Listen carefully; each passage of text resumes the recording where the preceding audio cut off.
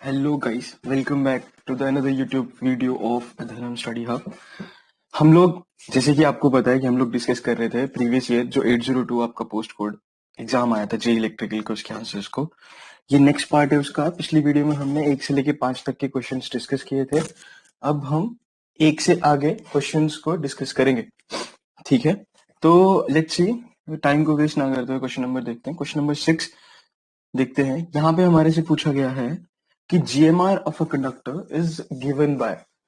So GMR of the conductor आपको पूछा गया है ना, right? First of all let's see what is GMR। GMR stands for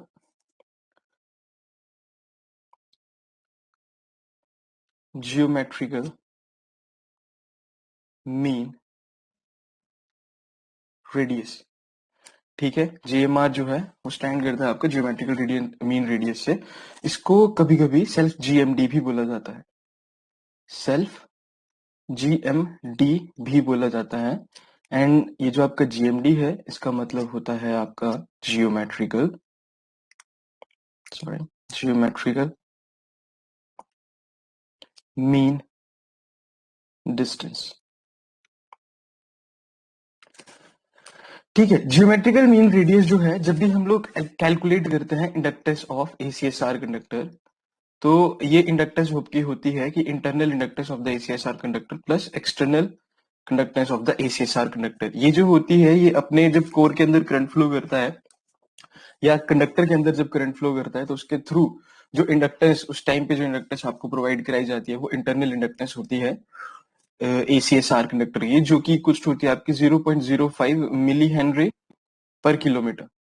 and external inductance आपकी होती है जब आपका एक कंडक्टर जो है, जैसे ACSR का एक कंडक्टर जो वो दूसरे कंडक्टर की इन्फ्लुएंस में आता है, तो उनके बीच में आपस में दो कंडक्टर के बीच में जब फ्लक्स लिंकेज होता है तो उसकी वजह से इंडक्टेंस जो प्रोवाइड होती है उसको बोला जाता है external linkage, external inductance, which is equals to 0.2 natural log of D by R milli henry per kilometre, ठीक है?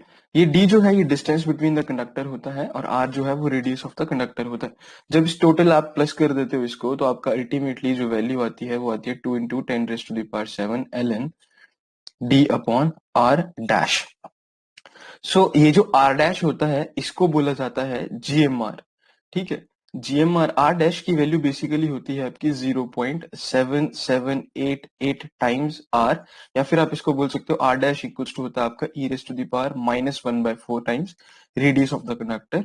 और जब आप e⁻⁻⁴ को सॉल्व करते हो तो ये आता है आपका 0.7788 टाइम्स R। तो जो GMR होता है बेसिकली उसकी वैल्यू आपकी होती है 0.7788 टाइम्स R और it is the function of e⁻⁻⁴ according to this your option number C is correct.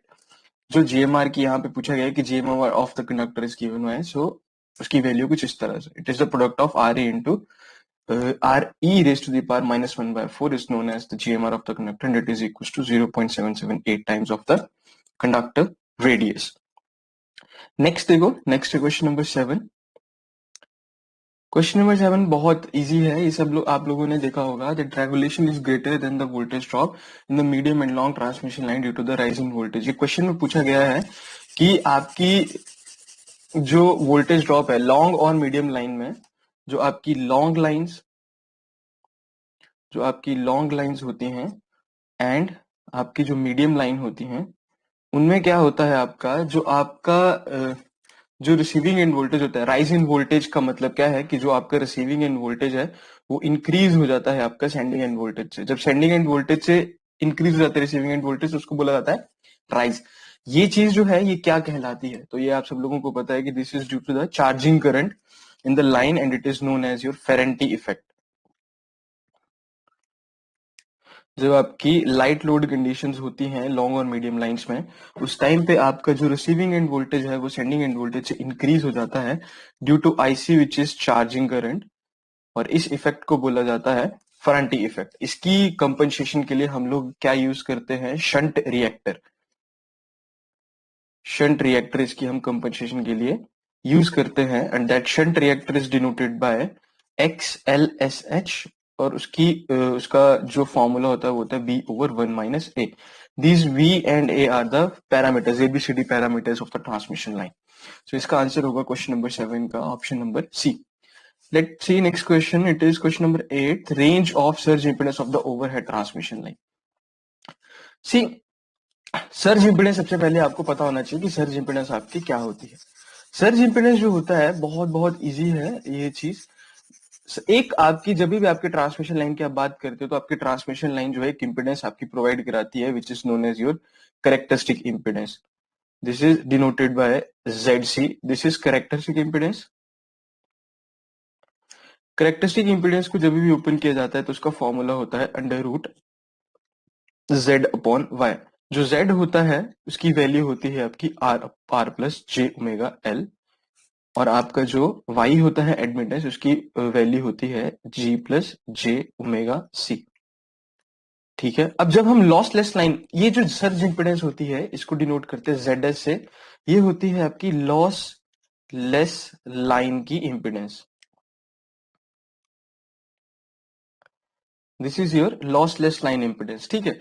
तो लॉसलेस लाइन जब भी हम कंसिडर करते हैं तो लॉसलेस लाइन के लिए कंडीशन होती है कि आपकी रेजिस्टेंस और आपकी जो कंडक्टेंस है वो आपकी क्या हो जानी चाहिए, जीरो. आर और जी को जीरो पुट कर देते हैं.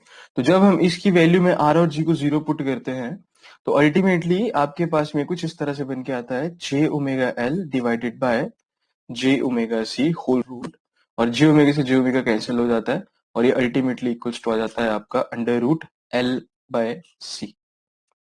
और यही आपकी कहलाती है surge impedance ZS.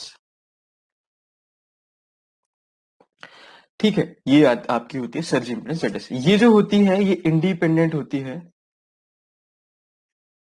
Independent of length. क्योंकि लॉसलेस लाइन की होती है बेसिकली ये एक आइडियल लाइन की इंपेडेंस होती है, इसलिए इसको बोला जाता है सर्ज इंपेडेंस. और ये विद रिस्पेक्ट टू लेंथ आपकी क्या होती है, कांस्टेंट होती है. ठीक है. तो जो सर्ज इंपेडेंस लाइन, ये लोडिंग सॉरी जो सर्ज इंपेडेंस आपकी देके रखी होती है वो आपकी ओवरहेड लाइन के लिए जो है वो देके, उसका ओवरहेड लाइन के लिए जो रेंज होती है वो होती है 400 से 600 के लिए. जो सर्ज इंपेडेंस की रेंज है ओवरहेड लाइन के लिए वो होती है आपकी 400 ओम से लेके 600 ओम्स तक. और आपकी जो अंडरग्राउंड केबल्स होती हैं उनके लिए जो ये रेंज है आपकी सर्ज इंपेडेंस की वो होती है 40 ओम्स टू 60 ओम्स. सो इस रेंज के अकॉर्डिंग आपका जो क्वेश्चन, जो ऑप्शन नंबर ए है वो आपका बिल्कुल करेक्ट है. नेक्स्ट देखिए. नेक्स्ट क्वेश्चन नंबर 9 है. ये क्वेश्चन है the most economical value of the diameter of a single core cable is given में. This is a quite interesting question. See, आपको पूछा गया है कि आपकी सिंगल कोर केबल है और उसका जो मोस्ट इकोनॉमिकल डायमीटर है आपके कोर का, कंडक्टर का, वो क्या होगा. ठीक है. देखो सिंगल कोर केबल एक कंसिडर करते हैं एक single core cable. Single core cable में क्या होता है, एक आपका ये मान लो कि दिस इज योर कोर और ये बाहर उसके एक इंसुलेशन लेयर है. ठीक है. सम परमिटिविटी आर की. ठीक है. तो जो इसका रेडियस है, ये, इसको मान लो दिस इज स्मॉल आर, और यहां से लेके जो ये पूरा रेडियस है इसको मान लो दिस इज कैपिटल आर. ये जो आर है, जो ये रेडियस है d/2, स्मॉल d/2, इसको मान लिया है हमने ये कंडक्टर रेडियस है. सॉरी, ओल्ड स्कूल चलते हैं. This is D is the dia of conductor. Conductor का मतलब है कि इस कोर की बात कर रहा हूं, ये जो अंदर कंडक्टर होगा ना, केबल के बाहर ये सारी इंसुलेशन लगी होती है. ठीक है. इसमें आपकी बेडिंग होती है, शीथ होती है, आर्मरिंग होती है, सर्विंग होती है. ठीक है. और अंदर आपका क्या होता है, यहाँ पे कोर होता है. तो D is the diameter of the conductor, और d/2 जो ले लेंगे हम, d/2, it is comes out to be the radius of the conductor. जो कैपिटल डी है आपका, कैपिटल डी मान लो, कैपिटल डी है आपका dia of inner sheath of cable, and d/2 equals to r, which is equals to your radius of inner sheath. So I will go like sheath only, है ना. तो radius of the inner sheath, ये दो चीजें आपको मिल गई. ठीक है। तो क्या होता है कि जब भी हमारा जो डाइलेक्ट्रिक स्ट्रेस हम लोग कैलकुलेट करते हैं कोर पे, तो डाइलेक्ट्रिक स्ट्रेस जो होता है वो आपका इस तरह से डिक्रीज होता हुआ चलता है। ठीक है, देखो जो डाइलेक्ट्रिक स्ट्रेस होता है, dielectric stress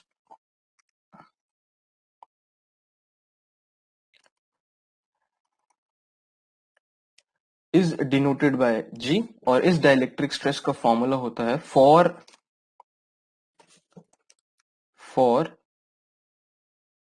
constant voltage, constant voltage and diameter of the insulation layer.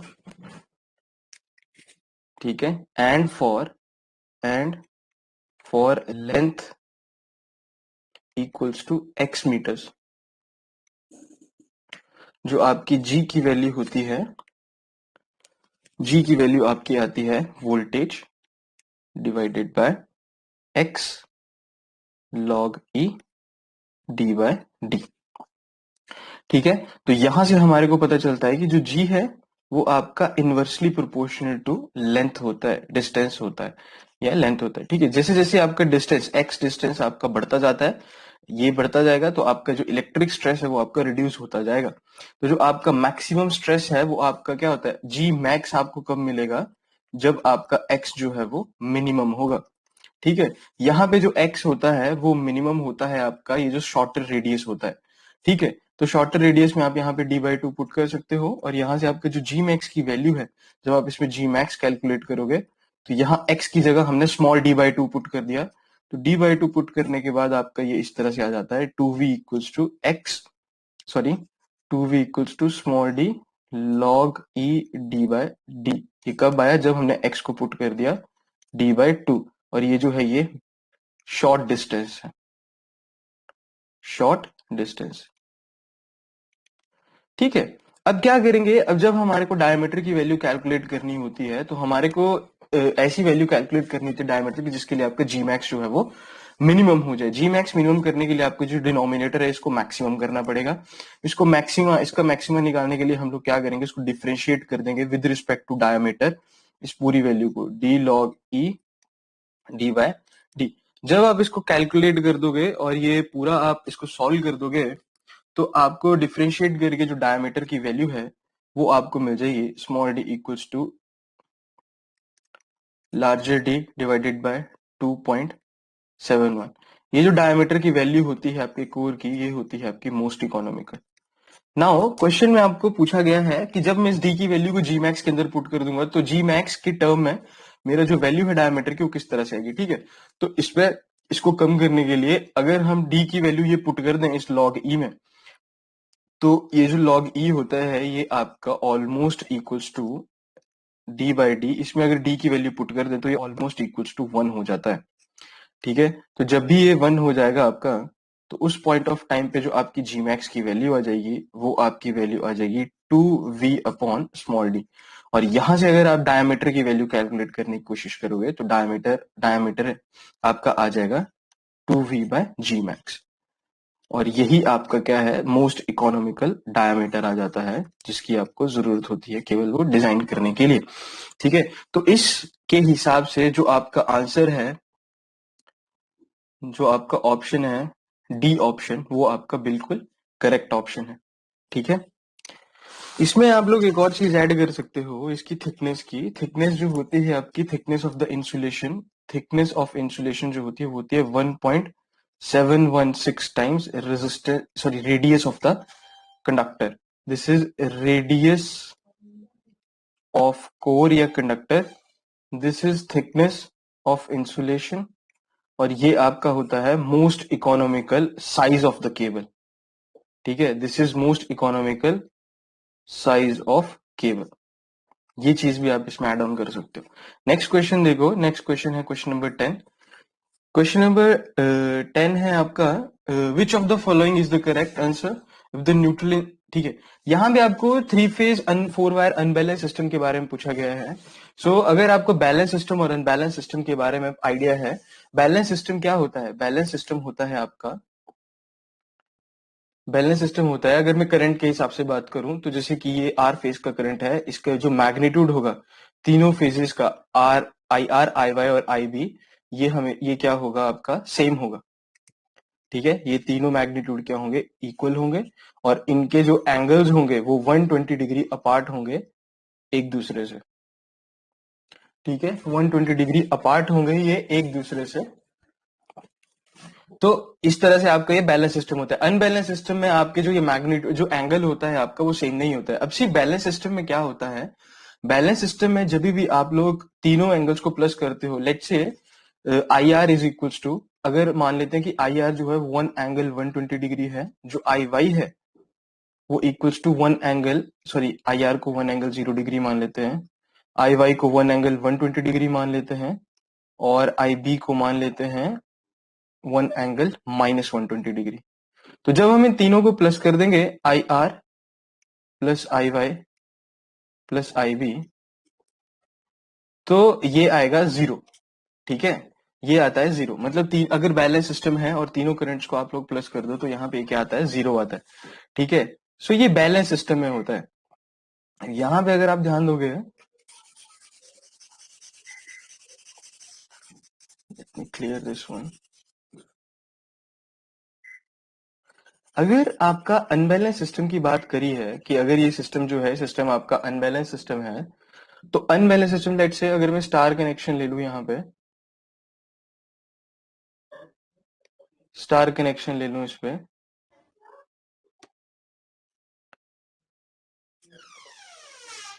ठीक है, तो देखो जब मेरा बैलेंस सिस्टम होता है, तो क्योंकि ये जो न्यूट्रल होता है, इसको ध्यान से समझना, जो ये न्यूट्रल होता है, न्यूट्रल करंट, ये न्यूट्रल करंट होता है आपका I R plus I Y plus I B. ये न्यूट्रल करंट होता है आपका I R plus I Y plus I B. ठीक है, तो जब भी हम लोग बैलेंस सिस्टम की बात करते हैं तो हमारा न्यूट्रल करंट जो होता है वो 0 होता है, और तो हम अगर न्यूट्रल लगाना भी चाहें या ना भी लगाना चाहें तो कोई फर्क नहीं पड़ता है, चाहे आप न्यूट्रल करंट लगाओ, चाहे आप सॉरी न्यूट्रल वायर लगाओ, चाहे न्यूट्रल वायर आप मत लगाओ। ठीक है, तो जैसे 3 फेज सिस्टम में हमारे को ट्रांसमिट करना होता है, अगर हमारा बैलेंस सिस्टम है तो हम बिना न्यूट्रल वायर के इसको आराम से ट्रांसमिट कर सकते हैं। लेकिन जैसे हमारे को डिस्ट्रीब्यूशन सिस्टम के लिए जाना होता है तो वहां पे हमारे को इस न्यूट्रल की जरूरत पड़ती है फॉर रिटर्निंग कंडक्टर। ठीक है, लेकिन जैसे ही ये सिस्टम अनबैलेंस हो जाएगा, जैसे ही ये सिस्टम अनबैलेंस है, जो कि इन्होंने कंडीशन देके रखी है क्वेश्चन में कि सिस्टम जो है वो अनबैलेंस है, तब आपके जो ये I R plus I Y plus I B है, ये आपका इक्वल्स टू 0 नहीं होगा। This is not equals to 0 for unbalance system. अब हुआ क्या होगा कि हम लोग चाहते हैं कि ये जो अनबैलेंस है, अनबैलेंस मतलब अगर आपका करंट अनबैलेंस हो गया तो आपके हार्मोनिक्स जो है वो रिफ्लेक्ट होना स्टार्ट हो जाते हैं आपके लोड साइड पे। ठीक है, और हम लोग नहीं चाहते हैं कि हमारे हार्मोनिक्स जो है वो लोड साइड को रिफ्लेक्ट हो, इसके लिए हम क्या करते हैं, इस न्यूट्रल को ग्राउंड कर देते हैं। ठीक है, अनबैलेंस होने का मतलब है कि आपके न्यूट्रल के अंदर क्या है, करंट फ्लो करना स्टार्ट कर गया। अब हमने इस न्यूट्रल को जब ग्राउंड कर दिया तो जितना भी अनबैलेंस करंट था वो सारा का सारा मेरा कहां से फ्लो होना स्टार्ट हो गया, न्यूट्रल से। ठीक है, अब क्वेश्चन के अकॉर्डिंग अगर ये न्यूट्रल जो है ये ब्रेक हो जाए तब क्या होगा। तो पहले तो हमारे पास में क्या कंडीशन थी कि हमारा न्यूट्रल वायर जो थी वो अनबैलेंस करंट को ग्राउंड कर दे रही थी। ठीक है, और हमारा जो अनबैलेंस करंट था वो लोड की तरफ को रिफ्लेक्ट नहीं हो रहा था। बट अब क्या हुआ, अब आपका क्या हो गया कि आपके जो न्यूट्रल, जैसे हमने इसको ब्रेक कर दिया, इसको ओपन कर दिया, तो अब आपका अनबैलेंस करंट जो यहीं पे फ्लो होना स्टार्ट हो जाएगा। ठीक है, अब ये स्टार की टेंडेंसी होती है कि वो करंट को अनबैलेंस नहीं कर सकता है। ठीक है, स्टार की ये टेंडेंसी होती है कि वो करंट को अनबैलेंस नहीं कर सकता है। ठीक है, तो अगर वो करंट को अनबैलेंस नहीं करेगा, मतलब करंट को वो बैलेंस रखने की कोशिश करेगा, तो वो करंट जो है, वो जो स्टार है वो इफेक्ट डालेगा आपकी वोल्टेज पे। ठीक है, अगर वो करंट को बैलेंस रखने की कोशिश करेगा तो वो वोल्टेज को क्या कर देगा, अनबैलेंस कर देगा। ठीक है, और जैसे ही वो वोल्टेज को अनबैलेंस करेगा तो वोल्टेज का अनबैलेंस किस तरह से दिखेगा आपको, वो आपको अकॉर्डिंग टू लोड दिख जाएगा। ठीक है, जैसे आपको पता है कि V इक्वल्स आई आर होता है। ठीक है, अब R अगर कांस्टेंट है तो V directly proportional to R हो गया है।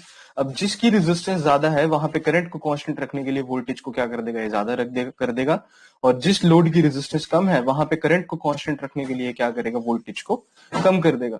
ठीक है, तो हमने देखा कि अगर अनबैलेंस सिस्टम है आपके स्टार का, और अगर आप न्यूट्रल को ब्रेक कर दो तो वहां पे आपके करंट को बैलेंस करने के लिए आपका जो वोल्टेज है वो अनबैलेंस हो जाएगा। और वोल्टेज किस तरह से अनबैलेंस होगा, जिस जिस लोड की रेजिस्टेंस ज्यादा है उसके अक्रॉस आपका वोल्टेज इंक्रीज हो जाएगा, और जिस लोड की रेजिस्टेंस आपकी कम है उसके अक्रॉस आपका वोल्टेज जो है वो डिक्रीज हो जाएगा। तो अगर आप यहाँ पे ऑप्शन नंबर बी को ढंग से देखें तो यहाँ पे लिखा गया है, if the neutral in a 3-phase 4-wire unbalanced system is disconnected, the potential difference across high resistance is increased and that across the low resistance is decreased. So this option is correct. ठीक है, next question देखते हैं।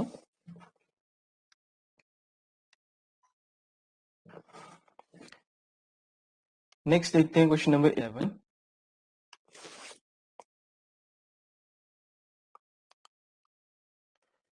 ये देखिए question number 11 बोल रहा है, by transposition of both the power lines and communication line voltage induced due to. देखिए ट्रांसपोजिशन हम लोग करते हैं जब आपकी इलेक्ट्रोस्टैटिक एंड इलेक्ट्रोमैग्नेटिक फोर्सेस आपके प्रोड्यूस हो जाते हैं। इलेक्ट्रोस्टैटिक या इलेक्ट्रोमैग्नेटिक फोर्सेस क्या होते हैं, देखिए जैसे आपकी 3-phase वायर है, तो इन वायर के पास में जो आपकी इन वायर के साथ में जो आपका इस तरह से फ्लक्स लिंकेज बनेगी, जैसे इस वायर और इस वायर के साथ में जो फ्लक्स लिंकेज बनेगी, तो इसको बोला जाता है दिस इज इलेक्ट्रोमैग्नेटिक इंडक्शन। जैसे ग्राउंड के साथ में, ये आपका ग्राउंड है, और अगर आपकी फेज वायर की ग्राउंड के साथ में जो इंडक्शन होगी उसको बोला जाता है इलेक्ट्रोस्टैटिक इंडक्शन। तो इलेक्ट्रोमैग्नेटिक इंडक्शन और इलेक्ट्रोस्टैटिक इंडक्शन से क्या होता है, इलेक्ट्रोमैग्नेटिक इंडक्शन से आपका करंट अनबैलेंस हो जाता है, और जो आपका इलेक्ट्रोस्टैटिक इंडक्शन होती है इससे आपका वोल्टेज अनबैलेंस हो जाता है। तो करंट अनबैलेंस और वोल्टेज अनबैलेंस को हमारे को सेव करने के लिए हम लोग क्या करते हैं, ट्रांसपोजिशन करते हैं इनकी लाइंस की। ठीक है, तो ट्रांसपोजिशन लाइन जो होती है वो आपकी करी जाती है इलेक्ट्रोस्टैटिक और इलेक्ट्रोमैग्नेटिक इफेक्ट की वजह से। तो इसका जो ऑप्शन नंबर डी है, जैसे ही आप ट्रांसपोज करोगे लाइंस को, तो आपका जो इलेक्ट्रोस्टैटिक और इलेक्ट्रोमैग्नेटिक इफेक्ट है वो रिड्यूस हो जाएंगे। ये आपका बिल्कुल करेक्ट आपका ऑप्शन है। ठीक है, नेक्स्ट क्वेश्चन देखिए। नेक्स्ट क्वेश्चन आपको पूछा गया है सर्ज इंपेडेंस लोडिंग के बारे में। सर्ज इंपेडेंस लोडिंग क्या होती है, देखिए हमने अभी अभी डिस्कस करा कि सर्ज इंपेडेंस के बारे में अभी डिस्कस करा। सर्ज इंपेडेंस क्या होती है, आपकी लॉसलेस लाइन जो होती है, जब वो आपकी इंपेडेंस जो इंपेडेंस वो आपकी प्रोवाइड करवाती है लाइन को, वही इंपेडेंस को हम लोग क्या बोलते हैं, सर्ज इंपेडेंस। ठीक है, और इसका फॉर्मूला क्या होता है आपका L/C। सर्ज इंपेडेंस लोडिंग को डिनोट किया जाता है SIL से। This is surge impedance loading. ठीक है, सर्ज इंपेडेंस लोडिंग होती है आपकी 3-phase मैक्सिमम एक्टिव पावर, ठीक है, गिवन टू यूनिटी PF। ये आपकी सर्ज इंपेडेंस लोडिंग होती है। ये कब मिलती है, जब आपकी लाइन पे सर्ज इंपेडेंस लाइन होती है। इसका डायरेक्ट फॉर्मूला होता है आपका SIL इक्वल्स टू VL²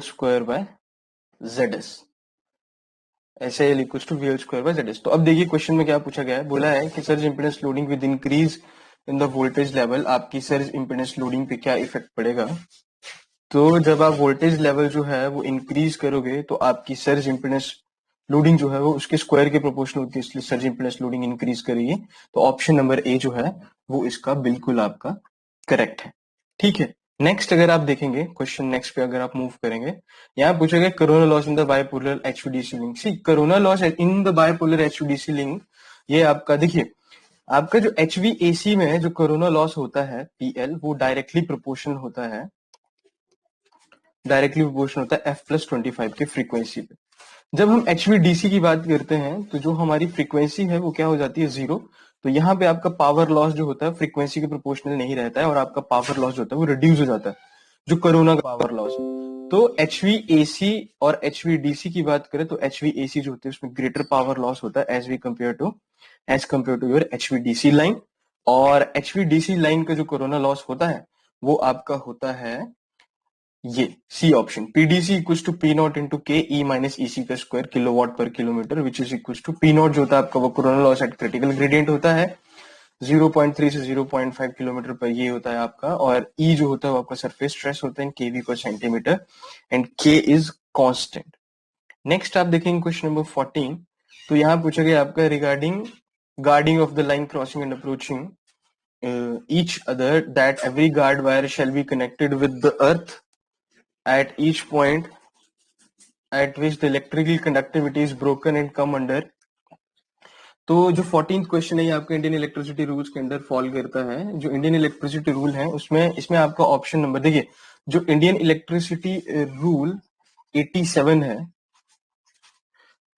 ठीक है, वो आपका गार्डिंग ऑफ लाइन क्रॉसिंग और अप्रोचिंग ईच अदर, इसके ऊपर आपका ये है, ठीक है, क्रॉसिंग और अप्रोचिंग ईच अदर, इसके ऊपर आपका जो IER electricity rule, Indian electricity rule 87 है वो आपका फॉल करता है। और जो आपका इंडियन इलेक्ट्रिसिटी रूल 88 है, इसमें आपका मेंशन किया गया है कि आपकी जो गार्ड वायर है उसको प्रोटेक्ट करना पड़ेगा और उसको कनेक्ट करना पड़ेगा, ठीक है, जो आपकी गार्ड वायर है इसको अर्थ के साथ में हमेशा कनेक्ट करना पड़ेगा।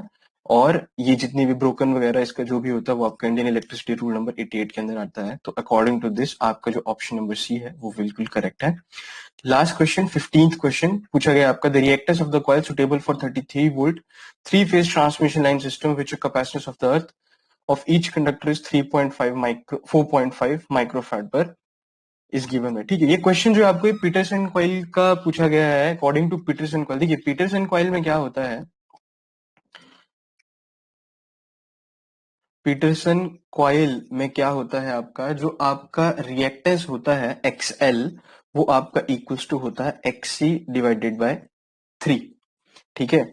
अब क्योंकि ये पावर लाइन की बात करी गई है तो पावर लाइन के लिए हम लोग फ्रीक्वेंसी मान लेंगे 50 हर्ट्ज फ्रीक्वेंसी, और इसके हिसाब से जब हम इसको कैलकुलेट करेंगे वैल्यू पुट कर देंगे, your reactance will come out to be your 1 by, इसको क्या लिखेंगे, ये 3 है और x इक्वल्स टू क्या होता है ओमेगा सी, तो ये बन गया 3 ओमेगा सी, और ये बन जाएगा 1/3 इंटू 2 पाई एफ इंटू कैपेसिटेंस आपको देखिए रखी है 4.5 माइक्रोफेराड।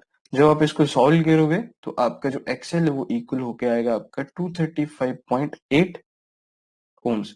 तो इसके हिसाब से जो आपका ऑप्शन नंबर ए है वो आपका बिल्कुल करेक्ट है। So guys these are next 10 questions हमने आज की वीडियो में क्वेश्चन नंबर 5 से लेके क्वेश्चन नंबर 15 तक देखे। आई होप आपको ये वीडियो समझ आई होगी। अगर आपको कोई भी डाउट है किसी भी क्वेश्चन से रिलेटेड तो आप मेरे को मैसेज कर सकते हो। डिस्क्रिप्शन में जाके आपको मिल जाएंगे हमारे इंस्टाग्राम हैंडल और हमारा ट्विटर हैंडल, या फिर हमारा जो फेसबुक की आईडी है वो मिल जाएगी आपको। अगर आपको कोई भी क्वेश्चन है, कोई सजेशन है तो आप वहां पे बोल सकते हो। अगर आपको कोई और टॉपिक है एग्जाम के अलावा कुछ और आपको समझना है इजी लैंग्वेज में, तो आप वो भी सजेशन में डाल सकते हो ताकि हम लोग इस पे आपको वीडियो प्रोवाइड करवा सकें। और प्लीज इस वीडियो को ज्यादा से ज्यादा शेयर करो ताकि ज्यादा से ज्यादा लोग जो हैं वो ब्रीफ आपका सॉल्यूशन जो है उनको आप देख सके, ठीक है। तो नेक्स्ट वीडियो में हम लोग नेक्स्ट क्वेश्चंस लेके आएंगे। तब तक keep learning and keep practising. Thank you.